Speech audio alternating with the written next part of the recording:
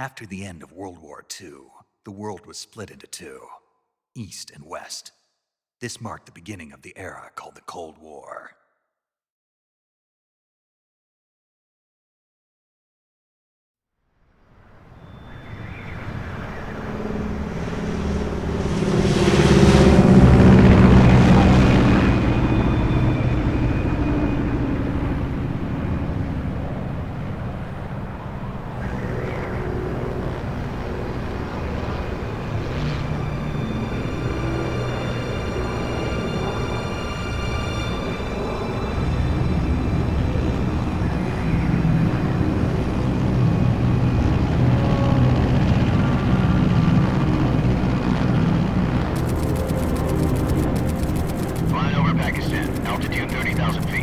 Approaching Soviet airspace. 20 minutes to drop off. Commencing internal depressurization. Equipment check. Arm main parachute. All right. You ready to go? Drop zone still showing a high pressure mass. Cav okay. Good. We've got high visibility.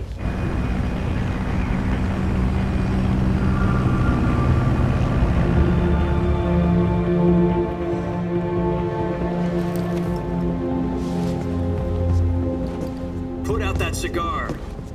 Connecting oxygen hose to interior connector. Put on your mask.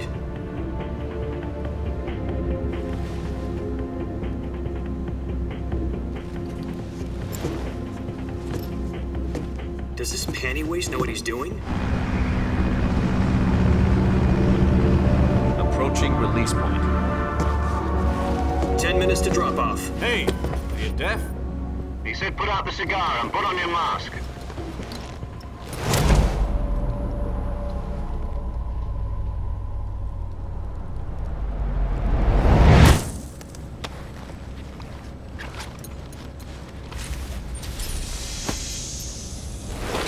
Depressurization complete. Checking oxygen supply. 6 minutes to drop off. Opening rear hatch.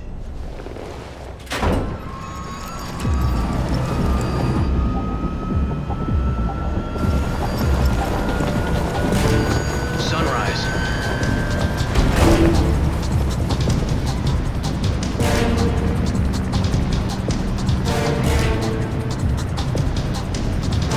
External temperature minus 46 degrees Celsius. 2 minutes to drop off. Stand up. You'll be falling at 130 miles per hour. Try not to get frostbite from the wind chill. 1 minute to drop off. Move to the rear. Activate bailout bottle. This is one for the history books. The world's first halo jump. 10 seconds to drop off. Stand by. Status okay. All green. Prepare for drop-off. Countdown. 5, 4, 3, 2, 1. Spread your wings And fly. God be with you.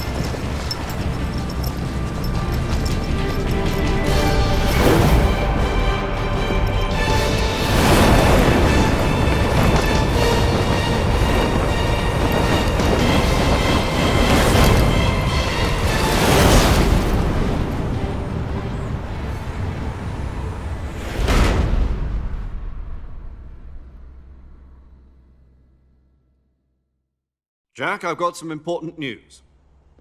The head of the CIA has finally given us the green light for the Virtuous mission. Virtual mission? No, the Virtuous mission. The future of our Fox unit depends on it. If it succeeds, we'll be officially organized into a unit. Virtuous mission? Sounds like some kind of initiation ritual. You know, don't get cocky. This isn't a training op. Right. So what exactly is this wonderful mission? Well, about 2 years ago, A certain Soviet scientist requested asylum in the West through one of our moles. His name is Nikolai Stepanovich Sokolov. He's head of the OKB-754 Design Bureau, one of the Soviets' top-secret weapon research facilities, and the East's foremost expert on weapons development. Sokolov, isn't he that famous rocket scientist? The very same. On April the 12th, 1961, the Soviets achieved the first manned spaceflight in history. The Earth was blue, but there was no God. Well spoken. The rocket that carried Yuri Gagarin to orbit was the A-1, known as the Vostok rocket. Sokolov is said to be the man most responsible for the multi-engine cluster used in that rocket. After Gagarin's flight, Sokolov left rocket development to become the head of the newly established Design Bureau. From a lowly technician to head of a design bureau, that's quite a success story, so why do you want to defect? It seems he'd become afraid of his own creations. Afraid? Call it a crisis of conscience. And for that, he left his country and his family behind and went over the fence? Not exactly. One of his conditions was that his family was also to be taken safely to the West. We used a mole to get the family out first and succeeded in sneaking Sokolov over the Berlin Wall shortly afterwards. I was the one who conducted the operation. The security on the eastern side was still full of holes back then. Then what? We got Sokolov over in one piece, but the whole ordeal had left him exhausted, and we checked him into a hospital in West Berlin. It took him 2 weeks and more than 600 miles to get from the research facility in the Soviet Union to Berlin. He was in no condition to say anything coherent. And it was only a week later that we had something much bigger on our hands. The Cuban Missile Crisis. October the 16th, 1962, President Kennedy received word that the Soviets were in the process of deploying intermediate-range ballistic missiles in Cuba.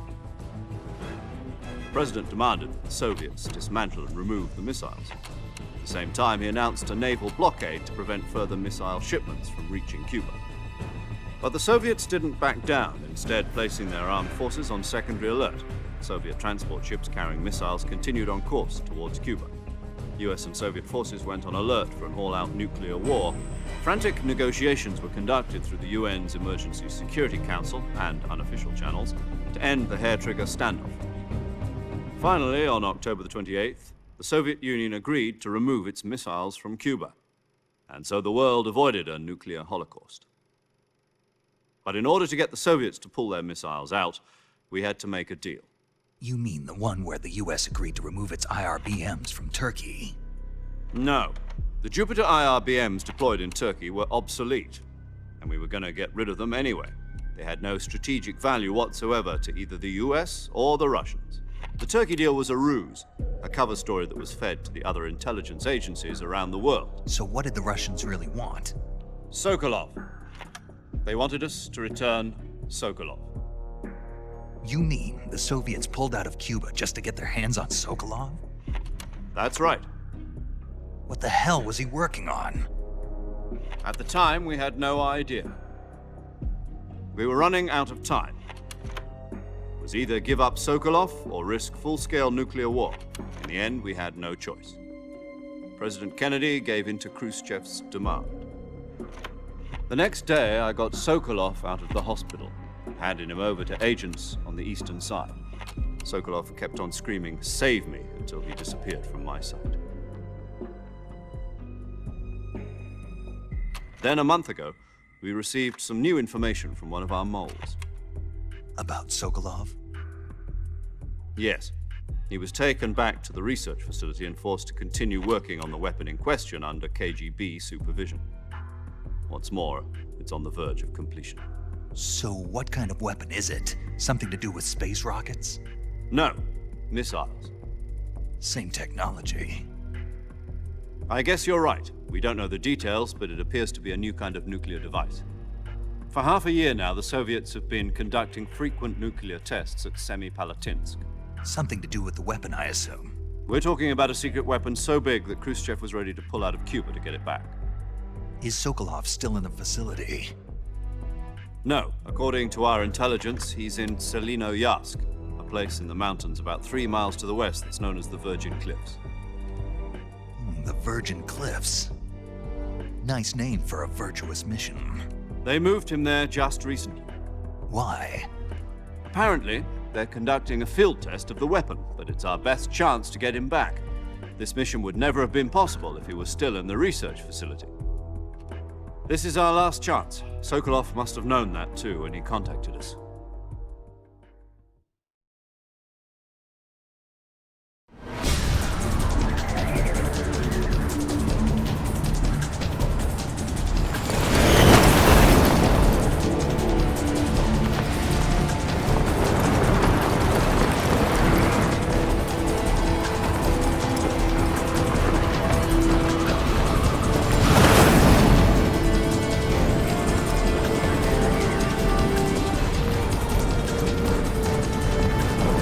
Listen up, Jack.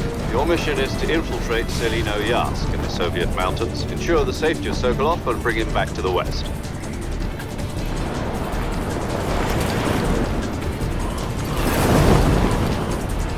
If we don't get Sokolov back before that weapon is complete, we'll be facing a major crisis. The clock is ticking.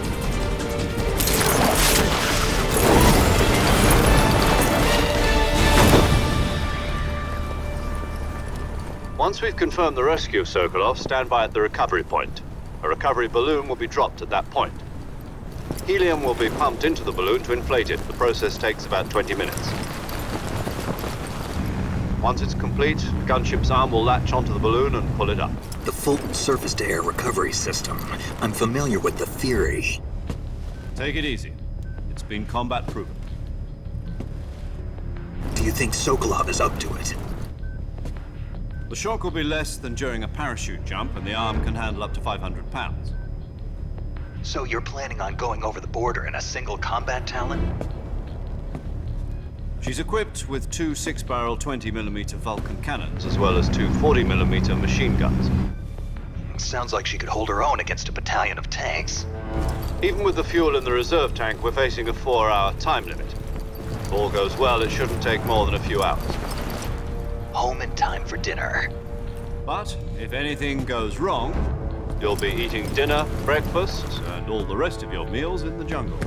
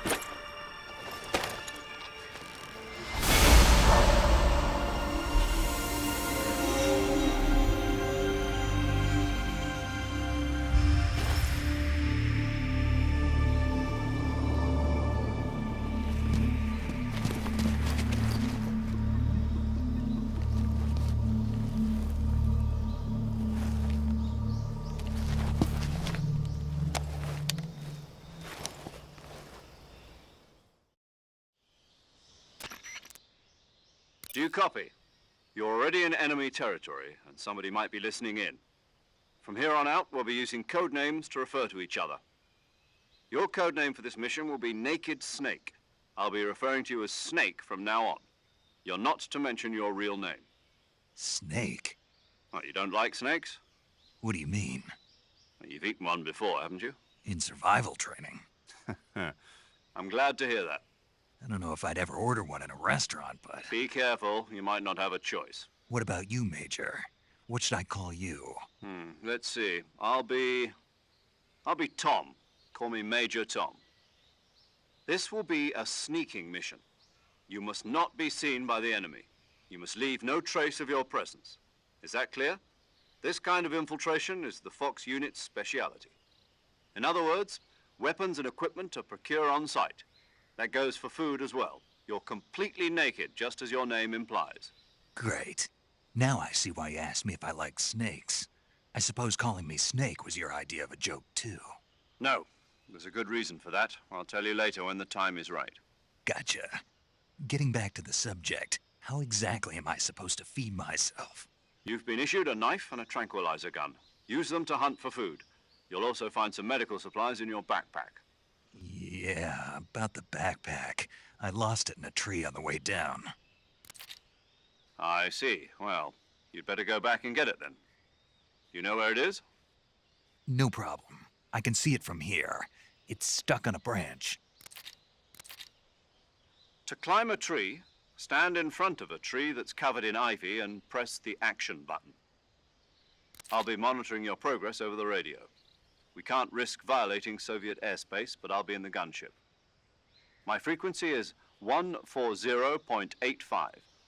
I'll give you a call if I need to talk to you. If you need to talk to me, use the send function. Okay, Snake, go get your backpack.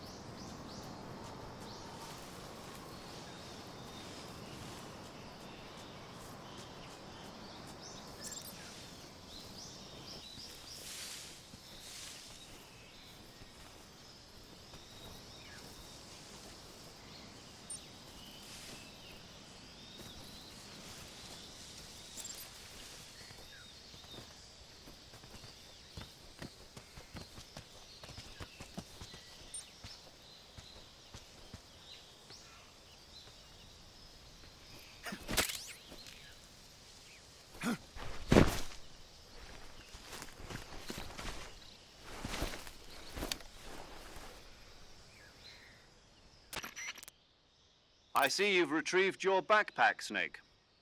To equip a weapon, it's necessary to take it out of your backpack. In the survival viewer, choose Weapon from the backpack. Your available weapons will be displayed in a list on the screen. From that list, choose the weapon you want to equip and press the Enter button. For other equipped items, just do the same thing from Item.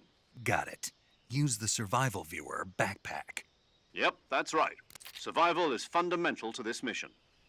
After you've been out in the field for a while, your stamina will start to drop. If your stamina gets too low, it'll affect your performance. You won't be able to shoot accurately, for example, and your wounds won't heal as smoothly. Keep an eye on your stamina so you don't run out. To recover lost stamina, you can hunt for local flora and fauna. You can use either your tranquilizer gun or your knife to hunt. My only weapon is a Mark 22 Hush Puppy tranquilizer gun? That's right. It's been fitted with its own suppressor. However, the suppressor will deteriorate every time you fire. Once its durability reaches 0, the noise suppression effect will be gone. So don't get too trigger-happy with it. The suppressor's durability is shown in the icon. Any weapons and equipment beyond what you're carrying now, you'll have to find as you go. I have to find my own weapons and equipment? Whose crazy idea was this, anyway? Solo covert actions are standard Fox operating procedure. You can't leave any traces of your presence. No weapons, equipment, footprints, sweat, or bodily waste. The same goes for bullets and cartridges, too. Your presence in enemy territory is already a violation of international conventions of warfare. There aren't supposed to be any American soldiers in Russia. It could spark an international incident. You can't let anyone see you. You can't let the enemy know you're there. This is a stealth mission. You're a ghost, Snake, in every sense of the word. And there'll be no rescue if you're captured. The military and US government will deny any involvement in the affair. Then I'll just have to take care of myself, huh? I'm afraid so. You've been given a fake death pill for that purpose. SIS guidelines stipulate that soldiers on covert ops like this one be issued a potassium cyanide capsule. Tape it to your body so you can take it when you need to. How generous of you. Use it if you're taken prisoner by the enemy. It'll will send you into a state of false death for a short time. Fooling them into thinking that I'm really dead. So, how do I come back to life? Just take the revival pill. You mean that thing they put in my tooth before the mission? That's the one. But be careful. If you remain in a state of false death for too long, nothing will be able to bring you back. Remember that. I'll keep it in mind. You said this was a solo mission, right? Right. I guess that means I can't count on any reinforcements. Correct. The mission rests entirely in your hands. A real one-man army. Relax. There's a support team ready to back you up over the radio. Who? I'll introduce them to you. This time, survival is of utmost importance. The first member of the support team will be in charge of monitoring your physical condition, acting as a medic, so to speak, as well as recording your mission data. She's a member of Fox as well, and she's here on the gunship with me. She? Hello, Snake. I'm paramedic. Nice to meet you. Paramedic. As in a medic who comes in by parachute. Aren't you going to tell me your real name? Are you going to tell me yours, Mr. Snake? My name, huh? It's John Doe. And they call you Jack for short. You're a regular Captain Nemo. A name means nothing on the battlefield. After a week, no one has a name. What's your name? Jane Doe. Very funny. I wasn't joking, but I'll tell you my name only if you manage to make it back alive. My frequency is 145.73. She's also in charge of recording your mission data. Whenever you want to save, send a message over the reserved save frequency, 140.96. So saving lets me record my mission data. That's right. It also records the state of your health. Good to know. There's one more person I want to introduce you to, Snake. Huh? Speaking of snakes, you remember the boss, don't you? A legendary soldier and your mentor. Actually, it was the boss that got the DCI's authorization in the first place. She's going to be serving as Fox's mission advisor. The boss is? She also helped me plan this mission. She and I were at SAS together. Jack, is that you?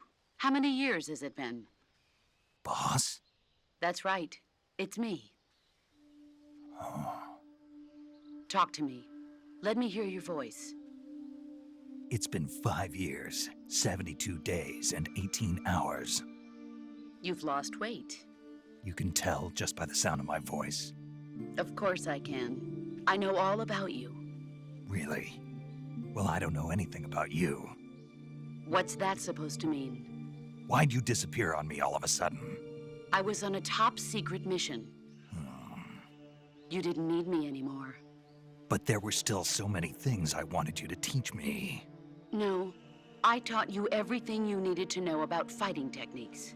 I taught you all I could. The rest you needed to learn on your own. Techniques, sure. But what about how to think like a soldier? How to think like a soldier? I can't teach you that. A soldier needs to be strong in spirit, body, and technique. And the only thing you can learn from someone else is technique. In fact, technique doesn't even matter. What's most important is spirit. Spirit and body are like two sides of a single coin. They're the same thing. I can't teach you how to think. You'll just have to figure it out for yourself. Listen to me, Jack. Just because soldiers are on the same side right now doesn't mean they always will be. Having personal feelings about your comrades is one of the worst sins you can commit. Politics determine who you face on the battlefield. And politics are a living thing. They change along with the times. Yesterday's good might be tomorrow's evil. Is that why you abandoned me? No, it had nothing to do with you. I already told you, Jack. I was on a top-secret mission. A soldier has to follow whatever orders he's given. It's not his place to question why. But you're looking for a reason to fight. You're a natural-born fighter, but you're not quite a soldier. A soldier is a political tool, nothing more. That's doubly true if he's a career soldier. Right and wrong have no place in his mission. He has no enemies and no friends. Only the mission. You follow the orders you're given. That's what being a soldier is. I do whatever I have to get the job done. I don't think about politics. That's not the same thing. Sooner or later, your conscience is going to bother you. In the end, you have to choose whether you're going to live as a soldier or just another man with a gun. There's a saying in the Orient, loyalty to the end. Do you know what it means? Being patriotic. It means devoting yourself to your country. I follow the president and the top brass. I'm ready to die for them if necessary. The president and the top brass won't be there forever. Once their terms are up, others will take their place. I follow the will of the leader, no matter who's in charge. People aren't the ones who dictate the missions. Then who does? The times. People's values change over time, and so do the leaders of a country. So there's no such thing as an enemy in absolute terms. The enemies we fight are only enemies in relative terms, constantly changing with the times. As long as we have loyalty to the end, there's no point in believing in anything, even in those we love. And that's the way a soldier's supposed to think? The only thing we can believe in with absolute certainty is the mission, Jack. All right, but do me a favor. What is it? Call me Snake. Snake. Oh, right. Your code name is Snake. It suits you well. That's right. The legendary unit that the boss put together during World War II was a snake. The Cobra unit, a group of heroes that brought the war to an end and saved the world. As long as you've got a legendary hero backing you up, you'll be fine. Isn't that right, Snake? Yeah, I can't think of anyone else I'd rather have with me. Oh, and one more thing, boss. Yes? It's good to hear your voice again. Same here. After all, who knows if either of us will make it out alive? Snake, you are always best at urban warfare and infiltrating buildings. But this is the jungle. Survival is going to be key. Those CQC techniques I taught you are sure to come in handy. CQC? Close quarters combat, huh? I've been in the Green Berets for the past few years. I'm probably pretty rusty. Not to worry. I'll be here to help you remember. After all, this is your first actual survival mission. I'll be supporting you over the radio. Where are you, boss? Next to the Major? The boss is communicating with us by radio from aboard a Permit-class submarine in the Arctic Ocean. My frequency is 141.80. Call me if you need my advice on battle techniques. Gotcha. Your mission is to retrieve Dr. Sokolov. Dr. Sokolov is being held in an abandoned factory located to the north of your current position. Avoid heavy combat and don't let anyone see you. Don't forget that this is a stealth mission. Snake, try to remember some of the basics of CQC.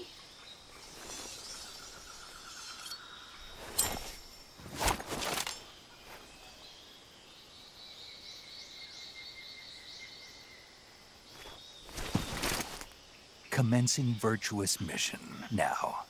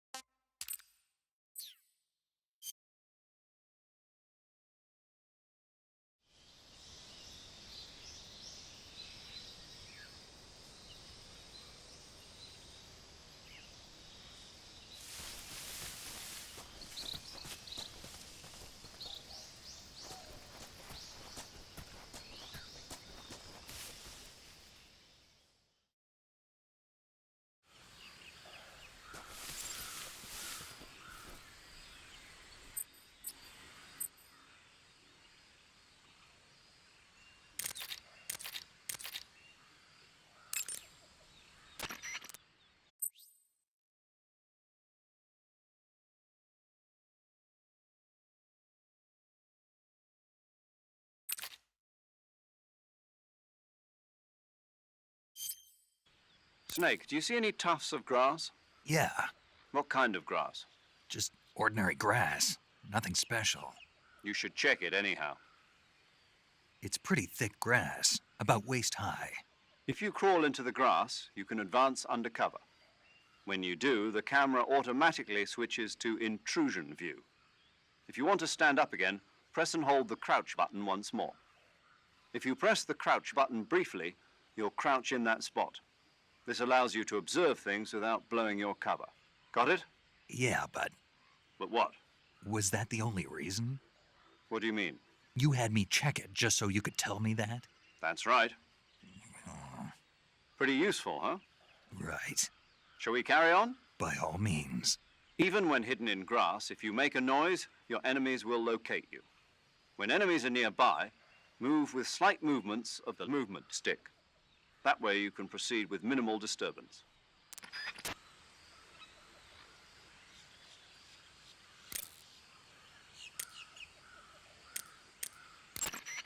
Saving the game, Snake?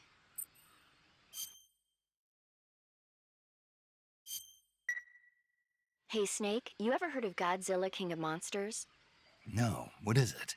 It's a movie. You haven't seen it? Nope. It's about this monster called Godzilla, who grows to an enormous size in a nuclear test and goes on a rampage in Tokyo. Nuclear test, huh? Then the Marshall Islands must be crawling with giant monsters right about now. It's just make-believe. Maybe that's why my pants have been so tight lately. Snake, it's a movie, not a report out of Los Alamos. I know. So then what happened? Godzilla is immune to all weapons, and humanity has no way to stop the monster.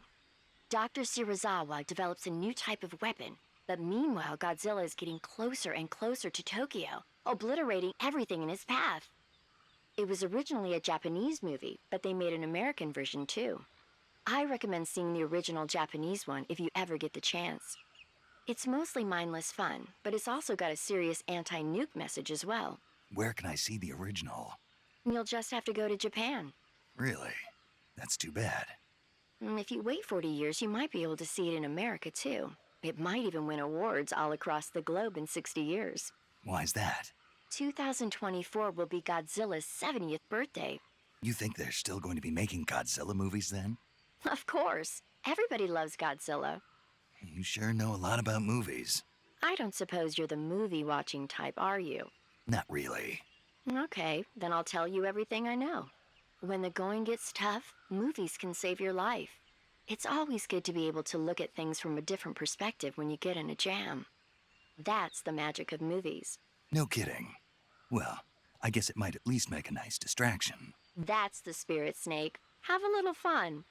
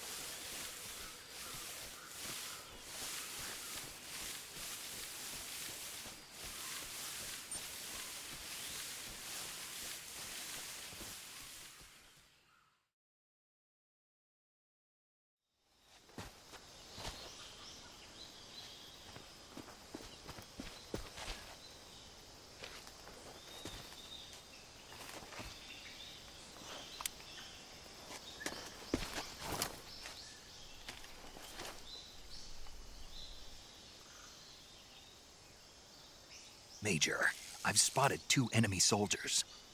They're probably KGB troops sent to guard Sokolov. AK-47s and grenades.